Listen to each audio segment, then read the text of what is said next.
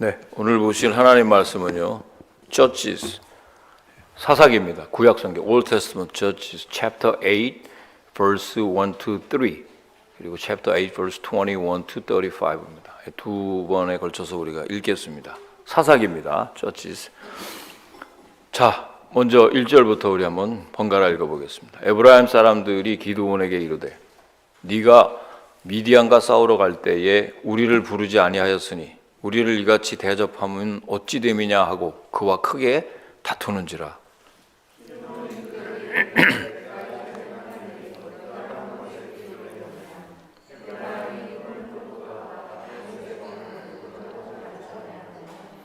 하나님이 미디안의 방백 오렙과 스웹을 너의 손에 넘겨주셨으니 내가 한 일이 어찌 능히 너희와 한 것에 비교되겠느냐 하니라. 기드온이 이 말을 하매 그때에 그들의 노여움이 풀리니라.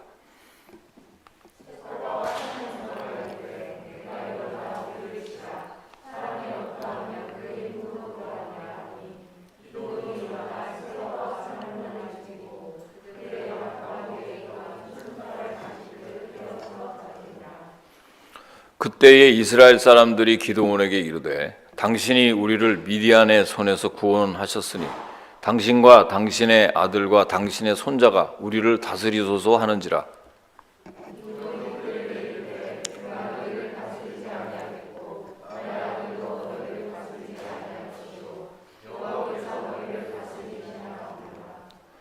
기드온이 또 그들에게 이르되, 내가 너희에게 요청할 일이 있으니 너희는 각기 탈취한 귀고리를 내게 줄지니라 하였으니, 이는 그들이 이스마엘 사람들이므로 금 귀고리가 있었음이라.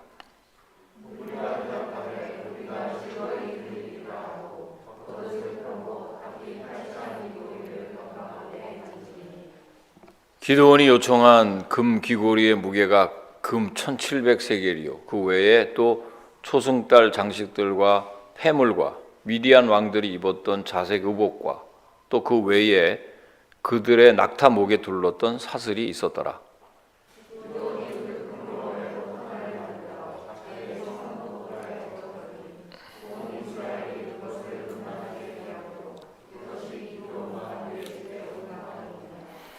미디안이 이스라엘 자손 앞에 복종하여 다시는 그 머리를 들지 못하였으므로 기드온이 사는 40년 동안 그 땅이 평온하였더라.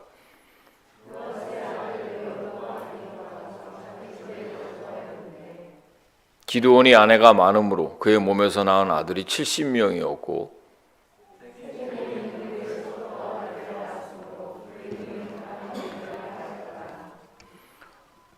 요아스의 아들 기드온이 나이가 많아 죽음에 아비에셀 사람의 오브라에 있는 그의 아버지 요아스의 묘실에 장사되었더라.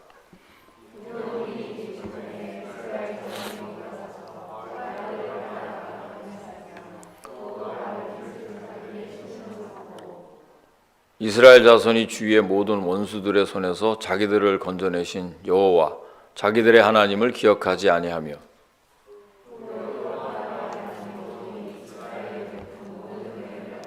그의 집을 후대하지도 아니하였더라. 아멘. 성가대 찬양이 있겠습니다.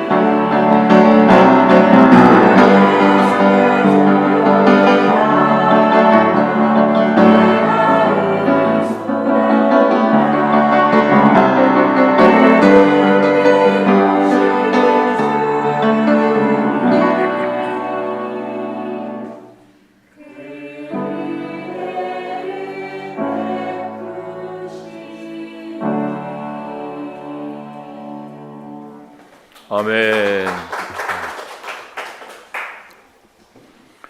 네, 오늘 사사기의 8장에 있는 말씀을 가지고 아쉬운 마무리라는 제목으로 주일 말씀을 선포하겠습니다. 우리가 비행을 할 때 가장 위험하고 어려운 순간은 이륙할 때와 착륙할 때라고 합니다. 여러분 다 비행기를 다 타보셨으니까 알겠지만 적당한 이제 가속도로 달려가다가 어느 순간에 이제 힘차게 땅을 박차고 하늘로 솟아오르는 그 이륙의 순간, 정반대로 속도를 이제 점차 몇만 피트에서 속도를 이렇게 줄여가면서 기체를 점점 땅의 쪽으로 내려가면서 지면에 대고 땅에 내리는 그 착륙의 순간은 비행 과정 중에 가장 중요하고 어려운 단계라고 합니다. 실제로 비행학교에서도 그렇고 공군사관학교에서도 그 공부하는 거의 90%가 이륙과 착륙, 디파처와 어라이브드, 이거 굉장히 중요합니다. 그 중에도 착륙은 한 가지 더 중요한 의미를 가지고 있습니다. 이 어라이브드 하는 거예요. 비행 전체의 성패를 결정하는 순간이라는 것입니다. 그래서 엄청나게 그것을 강조합니다. 만일 착륙이 잘못되면 이제까지 아무리 비행을 성공적으로 했다 하더라도 그 모든 수고와 노력이 물거품으로 돌아갈 수밖에 없는 것입니다. 성공적인 착륙이 되어야만 성공적인 비행이라는 것입니다. 인생도 그렇습니다. 성공적인 결론이 있어야 성공적인 인생입니다. 아무리 좋은 시작, 좋은 모습으로 살아왔더라도 마지막 결론까지 좋은 결론이 내려져야만 그 사람 성공한 인생이라고 할 수 있는 것입니다. 우리 주변에서 참으로 안타까운 모습들을 많이 목격합니다. 요즘에는 다 미디어 시대니까 본국에도 그렇고 미국에도 마찬가지고 한평생을 훌륭하게 살면서 값진 공로를 남기고 살아와서 이제 사회적으로도 저명 인사까지 된 분들이 어느 날 갑자기 하루아침에 초라하고 추한 모습을 보이면서 밑바닥 인생으로 이제 곤두박질하는 것을 뉴스를 통해서 보게 됩니다. 사회 높은 메이어들 지낸 분, 무슨 더 국회의원 아니면 그 위에 대통령까지 지내신 분들도 하루 아침에 그냥 이 초라한 모습으로 그냥 스포트라이트를 보고 또 그만 목숨을 끊는 사람도 있고 마지막에 그 정말 안타까운 일들을 우리가 볼 때가 많습니다. 시작도 좋았고 과정도 좋았는데 그만 좋은 결론을 맺지 못해서 그동안의 수고와 땀이 허사로 돌아가는 그런 안타까운 모습입니다. 자, 오늘 우리는 계속해서 사사기를 강의하고 있는데 이 기드온, 사사인 기드온의 마지막이 그러했습니다. 잘 아시는 대로 미디안과의 싸움에서 하나님의 도움을 받아서 큰 승리를 거두고 그 과정에서 하나님의 사람으로 믿음의 능력을 보여줬습니다. 그런데 결국은 실패로 마무리가 지어집니다. 여기서 우리는 귀한 교훈의 주제를 발견할 수 있습니다. 뭐냐? 처음 성공을 끝까지 완성하라는 주제입니다. 그 초심, 처음에 가진 그 순수한 마음, 그리고 내가 받았던 어떤 그런 소명, 그런 열정, 이런 것들을 끝까지 잘 가지고 가야 돼요. 자, 이제 기드온의 이제 말년을, 지난주에는 기드온이 이제 우리 300용사에 대해서 이제 한번 살펴봤는데, 오늘은 기드온의 말년을 한번 살펴보면서 사사기를 통해 주시는 하나님의 말씀을 듣기를 주의 이름으로 간절히 축원을 드립니다. 자, 기드온의 군대는 비록 300명의 아주 소수의 군대였지만 오직 하나님의 능력만을 의지하고 했기 때문에 수십만의 미디안 군대를 다 전멸시켰습니다. 우리가 잘 압니다. 그런데 전쟁이 끝나자 갑자기 에브라임 지파 사람들이 기드온에게 와서 불평을 하면서 시비를 겁니다. 그게 바로 8장 1절 말씀이에요. 왜 좀 따로 우리가 띄어서 봤는데 8장 1절 말씀 봅니다. Judges chapter 8 verse 1입니다. 네, 한번 읽어봅니다. 시작. 에브라임 사람들이 기드온에게 이르되 네가 미디안과 싸우러 갈 때에 우리를 부르지 아니하였으니 우리를 이같이 대접함은 어찌 됨이냐 하고 그와 크게 다투는지라. 또 사사기 전장인 7장 24절 이하에 보게 되면 미디안과의 전쟁 끝 무렵에 기드온은 에브라임 지파에게 도움을 요청합니다. 그 도움의 요청을 받아서 그들이 미디안의 두 방백인 오렙과 스웹을 죽여줍니다. 그런데 지금 그들은 왜 기드온이 처음부터 자신들을 왜 부르지 않았느냐 이렇게 지금 따지는 것입니다. 그리고 그것은 곧 기드온이 혹시 에브라임 지파를 우습게 여긴 처사가 아니었느냐 그런 것입니다. 이 에브라임 지파는 여기뿐만 아니라 앞에 사사기 12장에 가서도 사사 입다에게 똑같은 불만을 토로하고 큰 내전을 일으킵니다. 자, 이렇게 이 에브라임 지파가 유독 오해하면서 불평을 했던 것 같습니다. 왜 그랬을까요? 그냥 뜬금없이 불평하고 원망을 했을까요? 그 이유를 한번 살펴보니까 이 에브라임 지파가 혼란을 일으킨 이유가 하나님의 일을 사람의 일과 분별하지 못했다는 거예요. 보십시오. 기드온이요. 미디안과 싸운 것은 누구를 위해 싸웠습니까? 기드온이. 자신은 므낫세 지파 아주 잘 알다시피 미디안 사람들한테 혹 걸릴까봐 저기 숨어가지고 밀타작을 이렇게 숨어서 했던 그런 소심한 기드온. 그것도 유명한 지파도 아닌 므낫세 지파의 아주 초라한 가문에서도 아주 별일 없는 그 기드온이 자신을 위해서 분연이 일어나서 의병같이 일어나서 싸운 게 아니었잖아요. 자기는 아니라고 얘기했는데 하나님께서 큰 용사라고 일컬음을 해주시고 큰 용사 만들어 주신 건 하나님이십니다. 아멘, 아멘. 일주일이 지났는데 그런 내용이 있었나 생각을. 권력 다툼을 위한 싸움도 아니었고 므낫세 지파를 위해서 분연이 일어난 지파 싸움도 아니었어요. 전적으로 하나님을 위하여 싸운 일이었는데 심지어 기드온 자신도 전쟁에 나가고 싶지 않았지만 하나님께서 부르시고 시키셔서 한 일입니다. 자, 그런데 지금 에브라임 지파는 그런 모든 일들을 마친 기드온이 자신의 유익을 위해서 한 일처럼 취급을 하는 거예요. 굳이 에브라임 지파가 불평을 한다 하더라도 하나님께 하든지 그래야지 기드온에게 할 일이 아니었단 말이에요. 그렇습니다, 여러분. 우리도요, 주의 일을 할 때 이런 오해를 받을 때도 있고 오해할 때도 있습니다. 그 현장이 여러분 직장이든지 교회든지 가정이든지 주님을 위한 목표와 주님을 위한 열심을 냈는데 마치 그것이 나를 위해 한 것처럼 오해하는 일이 있습니다. 그럴 때 다툼이 일어납니다. 하나님의 일에 대한 바른 시각을 가져야 됩니다.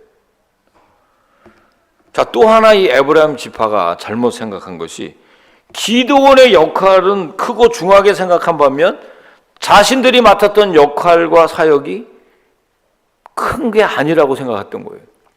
도움을 요청받았고 그 도움의 요청대로 가서 그 두 사람들을 죽였단 말이에요. 그 일이 큰 일이 아니었다는 것이죠. 자기들은 미디안 군대를 완전히 전멸하는 일에 10만에 넘는 군대를 아주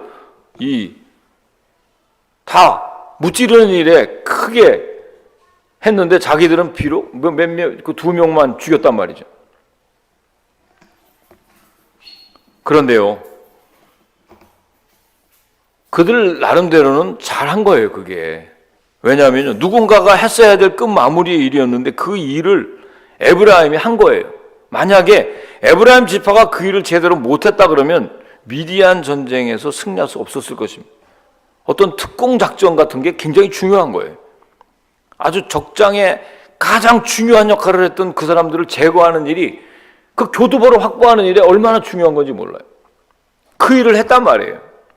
그런데도 자신들의 역할은 기드온의 역할과 비교하면서 너무 초라하게 여겼던 모양입니다. 사랑하는 성도 여러분, 우리도 그렇습니다. 하나님의 일을 할 때 각각 맡은 역할이 다 다릅니다.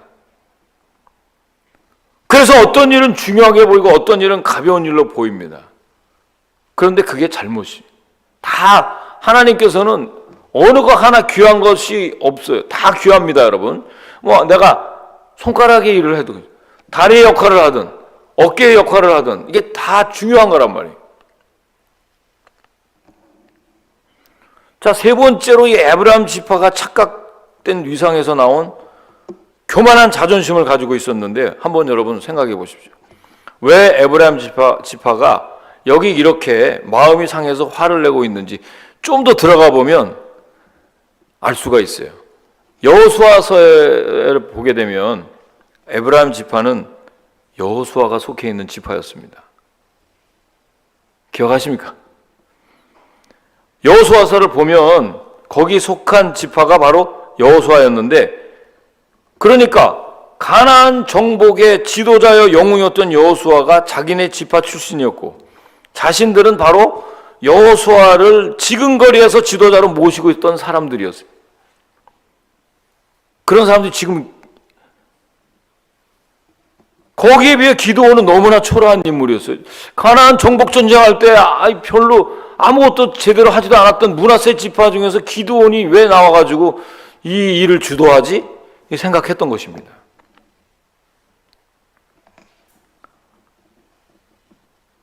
그러니까 에브라임 지파의 마음에 들 리가 없죠.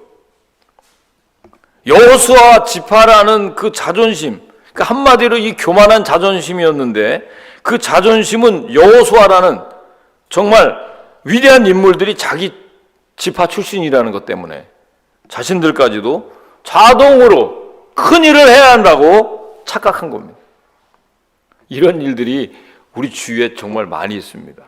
뭐 노예 일이지만, 차라리 교회에 어떤 뭐 고시위원 뭐 무슨 노예 일들 하러 가면 좀 큰 교회 장로님들이 우리를 부를 때 되게 거만하게 부릅니다. 자기네 목사, 담임 목사 부르는 것 같지 않아요. 자기는 큰 교회를 섬기니까 큰 교회 일꾼은 자기도 큰 줄을 아는 거예요. 뭐 다 그렇지는 않습니다만, 또 뭐 한국 같은 경우에도 어느 교회 다니지, 나는 어느 교회 다닌다. 뭐 세계에서 제일 큰 교회 다니는 게 그 뭐 무슨 자기도 큰 사람인 줄 알고. 우리 목사님, 그 유명한 누구누구 목사님입니다. 혹시 아십니까?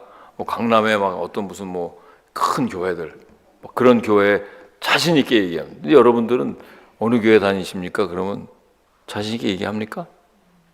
그냥 뭐 이런 사람 진짜 뉴욕 신일교회에 다니고 있습니다. 자신 있게 얘기합니까? 아니야, 뭐 조그마한 교회, 개척교회. 그런 사람들은 내가 이따 끝나고 봅시다. 소위 좋은 교회에 다니고 있는 교인들 보면 어느 교회 다닙니다. 그리고 큰 소리를 얘기합니다.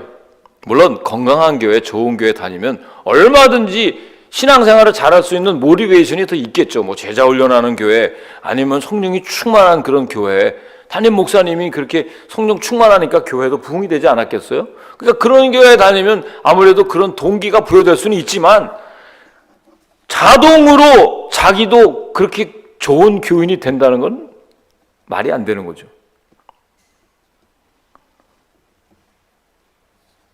담임 목사님이 설교를 잘하는 목사님이라고 해서 그 자체로 여러분 성경 말씀에 순종하는 교인이라고 말할 수 있습니까? 저도 말씀 선포 잘합니다. 아멘이십니까? 우리 교인들 순종 못합니다. 밖에서 보면 그렇게 순종 잘하지 못하는 분들도 계십니다. 오히려 정반대의 모습도 많이 볼 수 있잖아요. 이건 철저한 착각입니다, 여러분. 좋은 교회에 다니고 있는 못난 교인이 될 수 있습니다. 아무리 작고 약한 교회에 다녀도 좋고 좋은 교인이 될 수 있어요. 여러분 그런 교인이 되길 주의 이름으로 축원합니다. 자신 있게 얘기하세요.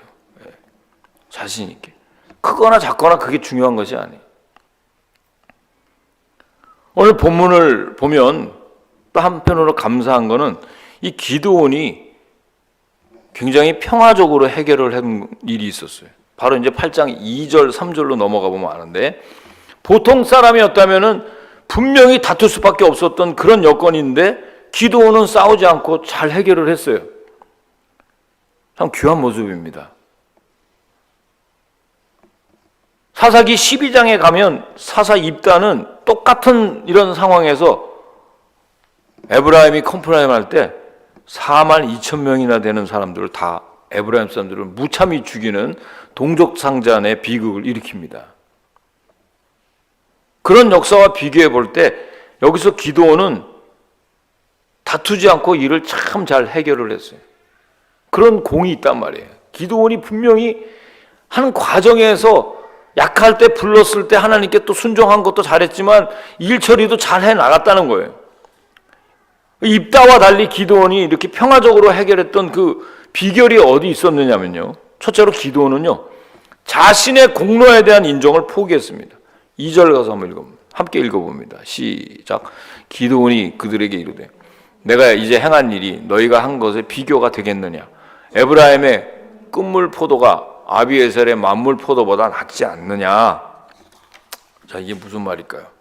물론 이 말이 그 사람들이 이제 화를 내고 막 그냥 자기하고 해보자고 하니까 좀 어려운 상황을 빠져나가기 위한 임기응변으로 볼 수도 있겠지만 결과를 놓고 판단해 볼 때 분명히 순간적인 응변이 아니었어요. 그는 자신의 공로에 대해 알아주기를 바라지 않았단 말이에요.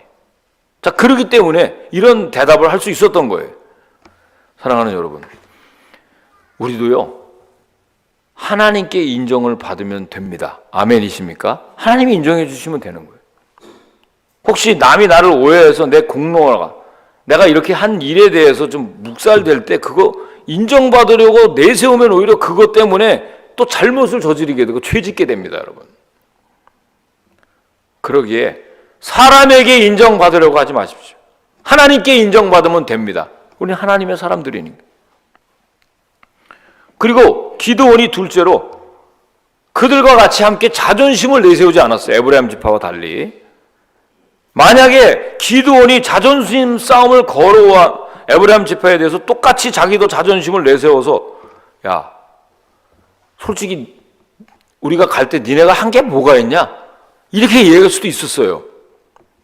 전쟁이 일어나는데 꼭 다시 불러야 되냐? 너네가 그 일을 한 거는 아는데 뭐 그거 가지고 다시 새삼스럽게 뭘 얘기하냐? 우리는 10만이 넘는 대군하고 싸웠어. 할 수도 있잖아요. 왜 가만히 있다가 전쟁 끝나니까 이제 와서 시비를 거냐? 그렇게 싸우려고 했다 그러면 어떻게 됐을까요? 이게 또 사단이 나는 겁니다, 여러분. 또 다툼이 일어나는 거예요. 자, 그런데 기드온은 똑같이 맞서서 자존심을 안 내세웠단 말이에요. 여러분 대부분 싸우는 싸움이 인간관계에서 싸우는 게 전부 자존심 때문에 싸우는 거예요. 동의하십니까, 여러분? 지금 자존심 때문에 지금 또 불편한 사람이 있어요. 별일도 아닌데 자존심 때문에 서로 원수가 되기도 하고 비극도 일어나고. 그렇습니다. 우리 하나님의 자녀들도 자존심 잘 다스려야 우리가 싸우는 영적 전투에서 승리할 수 있는 거예요. 특히 하나님의 사람들 사이의 자존심은요, 함께 협조하고 동역하는 게 아니라 다툼을 일으킨다는 걸 명심하셔야 됩니다. 한쪽에서 자존심 싸움 걸어올 때 다른 한쪽에서 함께 자존심 내세우지 않는 것이 싸움의 여지를 없애는 거예요. 물론 여러분 쉽지가 않습니다.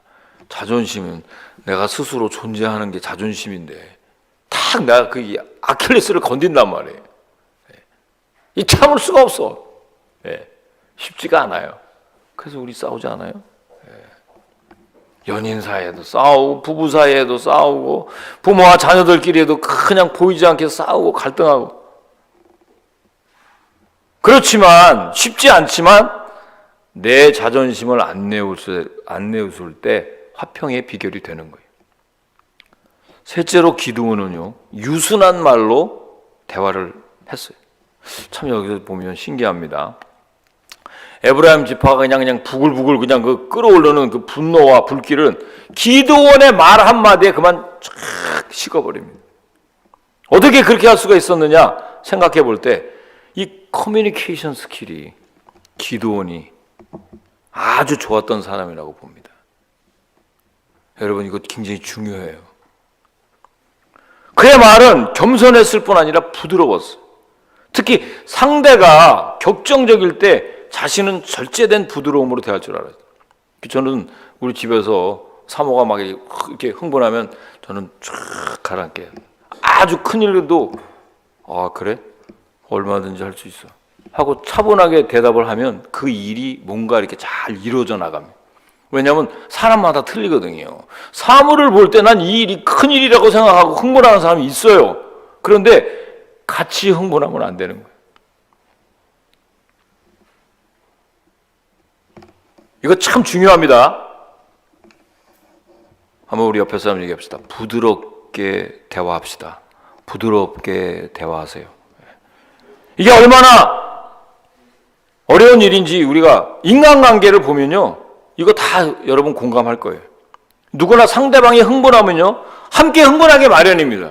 나도 이거 운전하러 가는데 제가 뭐 주의 종이 여기에 뭐 이거 입을 때는 조심해요.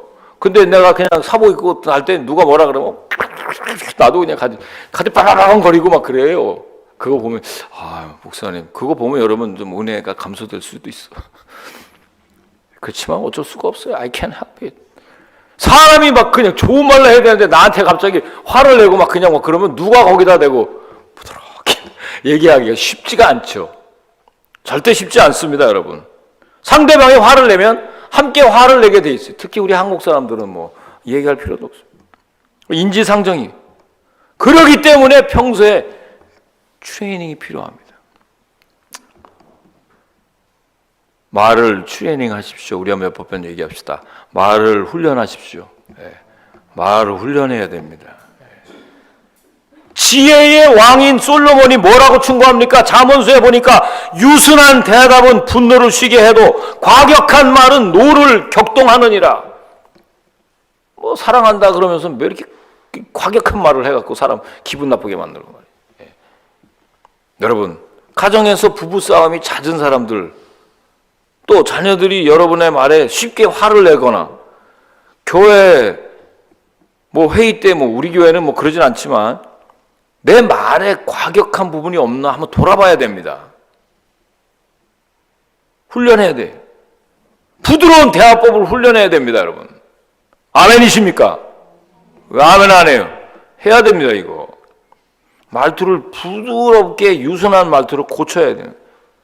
성령의 9가지 열매 가운데 절제라는 게 있잖아요, 절제. 화를 절제할 수 있도록 앵거 컨트롤을 해야 되는 거예요. 절제예요. 그게 성령의 열매입니다. 자, 넷째로 기드온은요, 내가 정말 싸워야 할 대상이 뭔지를 정확하게 알고 있었어요. 자, 에브라임 지파가 기드온에게 시비를 걸어왔을 때 미디안에 살아남은 두 왕 세바와 살문나를 지금 도망을 간 사람. 그러니까 기드온이 지금 싸워야 할 대상은 그들이었지 에브라임 지파가 아니었단 말이에요. 즉 기드온은 싸워야 할 싸움은 택하고 피해야 할 싸움은 피한 거예요. 그러니까 내가 해야 될 일이 뭐고 피해야 할 일이 뭔지를 정확하게 알고 있었다는 뜻입니다. 사랑하는 성도 여러분, 저는 여러분들이 그런 지혜로운 사람이 되기를 주의 이름으로 축원합니다. 이런 것들을 잘 분별할 줄 알아야 돼요. 웨이스팅 타임 하면 안 되는 거예요. 지금 할 일 많은데 거기에 지금 딱 걸려가지고 아무런 이 덕도 안 되는 일들 갖고 거기에 초점을 맞추면 안 되는 거예요. 특히 하나님의 사람들은 하나님이라 할 때 꼭 기억해야 될 것이 내가 싸워야 될 대상은 또 특히 성경에서 뭐라고 그래요? 혈과 육에 대한 게 아니지 않습니까? 우린 영적인 싸움을 한다고 매일 듣잖아요? 악한 사탄과의 세력과 싸우고 있는 사람들이 서로 동역해야 될 사람들끼리 싸워서 안 된단 말이에요. 서로 사랑해야 돼. 참 어리석은 일입니다. 그것 때문에 싸우는. 여러분 어떻습니까? 우리가 함께 사랑하고 도와야 될 사람과 싸우고 다투고 있는 거 아닌지, 내 아내 혹 내 남편, 내 연인과 다투고 있지 않습니까? 그것이 싸워야 될 대상입니까?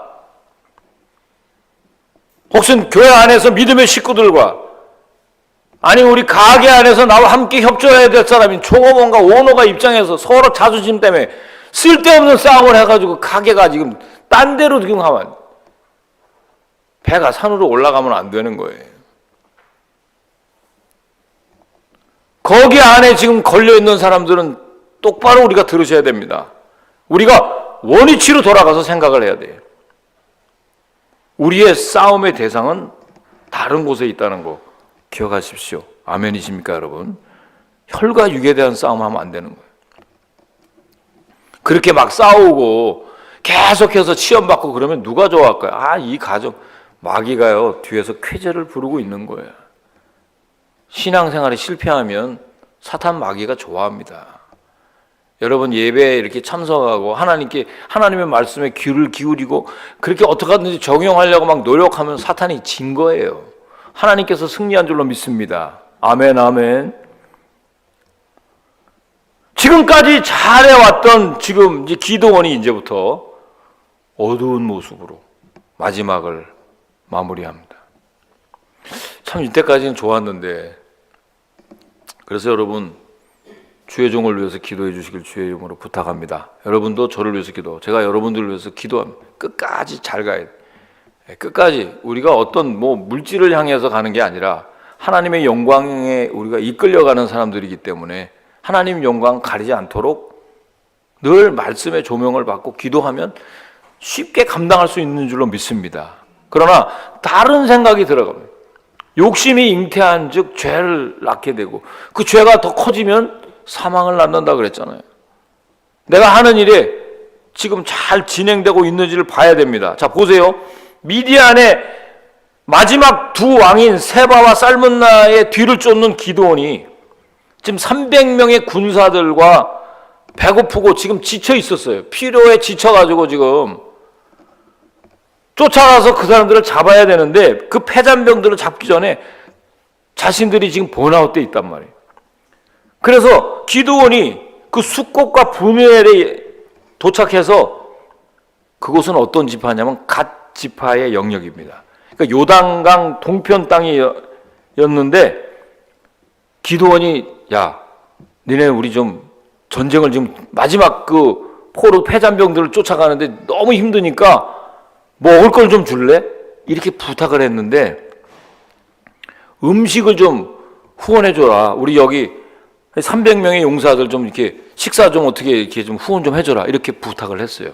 그랬더니 그게 4절 5절, 8장 4절 5절인데 6절에 가니까 뭐라고 얘기하냐면 숫꽃 방백들이 가로되 세바와 살문나의 손이 지금 어찌 네 손에 있관데 우리가 네 군대에게 떡을 주겠느냐. 그러니까 누가 이길지 어떻게 알아서 널 돕겠냐, 그런 뜻입니다.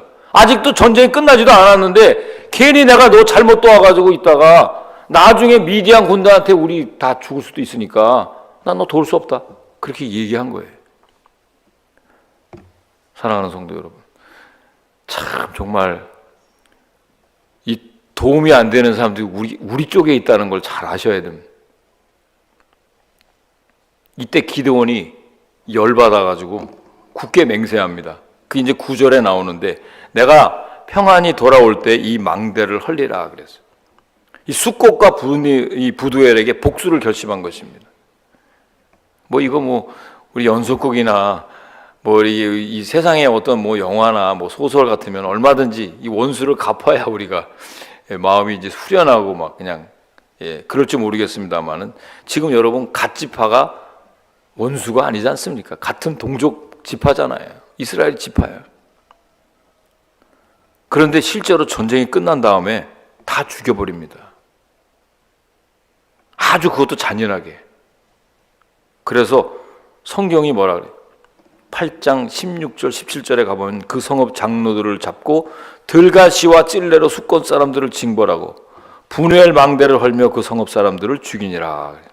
자, 여기서 우리는요 두 가지 모습을 검토해 볼 수 있는데, 첫째는요 같은 동족의 공경을 모른 채 했던 이 수꽃과 분회할 사람들의 모습입니다. 이 사람들 잘한 거 아니에요.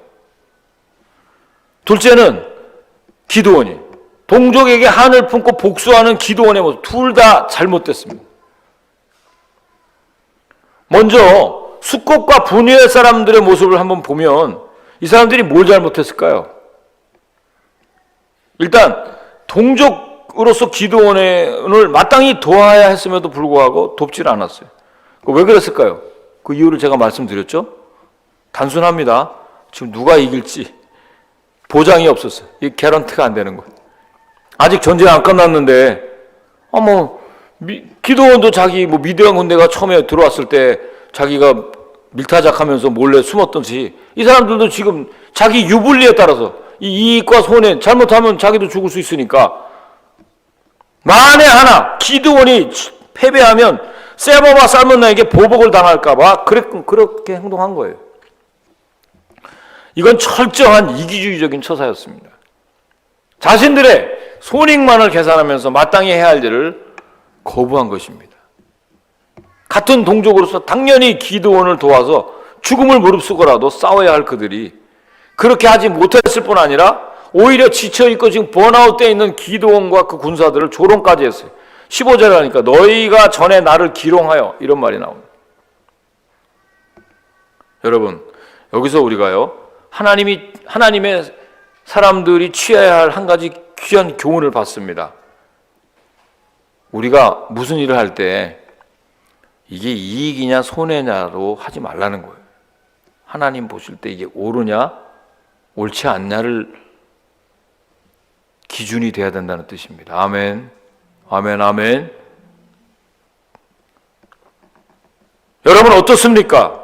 이익과 손해를 따라서 상황에 맞춰서 우리가 어떻게 보면 좀 철새처럼 그때마다 그냥 그거 지혜라고 생각하고 살고 있지 않느냐는 거예요. 하나님 보실 때 안 좋은 일이, 하나님의 뜻이 아닌 이익을 위해서, 옳기 때문이 아니라 내가 이거 이익이 되기 때문에 취사 선택하면서 살아간단 말이에요. 그러다가 엄청난 일들을 재앙을 겪게 되고 엄청나게 큰 일에 부닥칠 수 있다는 거예요. 반면에 지금 기드온의 처사도 역시 비판을 받아서 마땅합니다. 자, 충분히 기드온의 심정을 우리가 이해를 할 수 있습니다만 공경에 빠진 자기를 도와주지도 않고 상황만 살피면서 이게 오히려 적에게 유리하게 행동한 그 수꽃과 분할 사람들 아마 죽도록 미웠을 것입니다. 그렇지 않아요? 내 뒤에서 나 뒤에다가 비수를 꽂는 자들이 우리가 더 밉지. 그래서 우리는 그리스도인들끼리 막 미워하는 사람 많아요. 자기 형제들끼리도 안 보는 사람 많아요. 지금 와서 생각해 보면 잘한 것도 하나도 없는데 그렇게 우리가 하나님 사랑, 이웃 사랑 얘기하면서도 그 자존심 때문에 우리가 용서하지 못하는 것 얼마나 많습니까?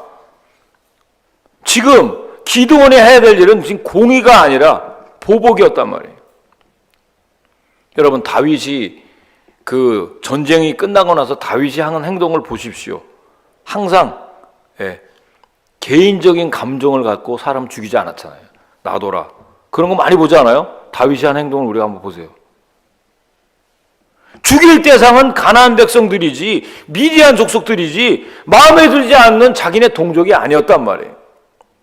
아무리 잘못을 저질렀다 하더라도 그들을 개인적으로 보복하고 죽인 것은 절대로 정당화될 수가 없는 거예요. 그런 일들을 우리가 한단 말이에요. 하나님의 자녀들에게 개인적인 보복은 죄입니다, 여러분. 어떤 경우에도 용납될 수 없는 명백한 불의란 말이에요. 바라기는 여기서 기드온이 이런 실수를 한 것을 생각하면서 한번 우리가 정리를 해보면 우리 주위에 가까이 있는 같은 그리스도인들, 같은 동역자들에게서 받는 실망적 상황이라는 현실에 믿었던 사람들에게 내가 그 배반, 그 상실감, 사실 쉽지 않은 일입니다. 그 마음속에 그 용서가 쉽지 않겠지만 너무 실망한 나머지 나중에 잔인한 보복의 칼을 휘둘렀다는 거예요. 우리도 그러지 않아요? 예. 다른 사람이 우리가 그렇게 해야 될 일이 아닌데도. 그래서 교회에서 뭐 받는 실망이나 뭐 이런 것 때문에 주의 종과 어떤 뭐 이렇게 틀어진 교인들 나간 사람들 보면 서로 원수지간으로 지내는 사람들 많습니다. 예. 이 현실이 우리 인생이 완전하지 못하기 때문에 언제든지 그런 체험을 할 수 있다. 그러니까 너무 완벽한 이상적인 기대는 환상이고 착각일 수 있어요. 다윗이 참으로 귀한 모범을 보여줍니다. 그래도 우리가 하나님을 믿는 신실한 하나님의 사람이라 그러면 조금 더 하나님의 위치에서 우리가 생각하시기를 주의 이름으로 축원합니다. 그래서 여러분, 그 사람이 한 행동은 정말 밉고 이거 정말 혼나야 된다고 생각하지만 용서할 수밖에 없는 거예요. 하나님의 공의만을 실천했지 개인적으로 보복한 적이 없잖아요, 다윗이. 이거 우리가 알아야 됩니다. 자, 말씀을 이제 좀 정리를 해보겠습니다. 지금 기드온은, 사사로서는 기드온이 성공했을지 모르지만 가장으로서 또 이 전형적인 공적인 성공을 이뤘지만 사적으로는 실패한 사람의 대표가 바로 기드온입니다. 그리고 이제 그 당신이 왕이 되어야 된다는 그 말에도 자기는 아니라고 거절했는데도 불구하고 실제로 왕처럼 살았어요. 그리고 자기 자녀에게 이름을 아비멜렉이라고 부르죠. 그건 왕에게 붙이는 이 칭호입니다. 여러분, 사회적으로는 성공해놓고 가정적으로 실패하고 내적으로 실패하는 사람들을 우리 주위에서 얼마든지 많이 볼 수가 있습니다. 문제는 큰 일을 잘 감당하고 난 다음에 사소하고 작은 마무리에서 실패한 기드온을 통해서 저와 여러분이 교훈을 받아야 됩니다. 그래서 왕이 되는 일을 거절한 거는 잘한 일인데 작은 기념품 하나 잘못 만든 것 때문에 실패했다 그러면 이게 얼마나 어처구니가 없습니다. 뭐 한국에도 뭐 그런 아까도 제일 먼저 제가 서두에도 그런 얘기했지만 훌륭한 일들을 많이 한 사람들이 있습니다. 그런데 뭐 재정적인 문제 때문에, 성적인 문제 때문에 그냥 하루아침에 그냥 사회에서 지탄을 받고 그냥 끝나버리는 사람들 보면 너무나 안타깝지 않습니까? 우리도 예외가 아니에요. 큰 문제는 문제없이 잘하는데 작은 문제에 오히려 실패하는 경향이 많단 말이에요. 우리가 불상을 모셔놓고 거기다가 뭐 절하는 우상 숭배를 하지 않아도 하나님보다 재물을 더 좋아하고 주님보다 자신을 더 높이는 죄, 이거 다 죄입니다. 사람을 죽이는 살인죄는 안 저질렀다 하더라도 남을 시기하고 미워하는 일이 아주 일상화되어 있지 않아요? 그런 것도 잘못된 거예요. 그래서 한번 성공했다고 뭐든지 자동적으로 다 성공이 보장되는 것이 아닙니다. 끝까지. 그래서 제가 항상 여러분에게 얘기하는 게 끝날 때까지 끝난 게 아니라는 얘기를 제가 항상 자주 합니다. 그 얘기는 교만한 사람들에게도 주는 말씀이고 또 지금 현재 어떤 일을 이루지 못한 사람들에게도 주는 말씀입니다. 끝날 때까지 끝난 게 아니에요. 이 말씀 항상 기억하시고요. 그냥 우리 인생의 성공 뒤에는 실패가 기다리고 있다는, 특히 영적 전투를 싸우면서 사는 믿음의 사람들의 인생에는 성공 뒤에 실패도 올 수 있다는 것을 기억하고요. 여러분, 정말 하나님 보실 때 끝까지 완주하는 그런 주의 일꾼들 되시기를, 또 주의 사람이 되시기를 주님의 이름으로 간절히 부탁을 드립니다. 기도하시겠습니다. 사랑과 은혜가 풍성하신 하나님, 기드온이 사사로 잘 일을 감당했지만 그 마무리가 너무나 안타깝고 아쉽게 끝나는 것을 봅니다. 타락한 이스라엘의 진정한 개혁과 부흥을 일으킬 수 있는 그 절호의 기회를 놓치었던 기드온의 모습을 통해서 다시 한번 마지막 마무리를 잘하는 우리 모든 권속들이 될 수 있도록 축복하여 주시옵소서. 감사드리며 예수님의 이름으로 기도드리옵나이다. 아멘. 준비하신 헌금 하나님께 올리는 시간 갖겠습니다.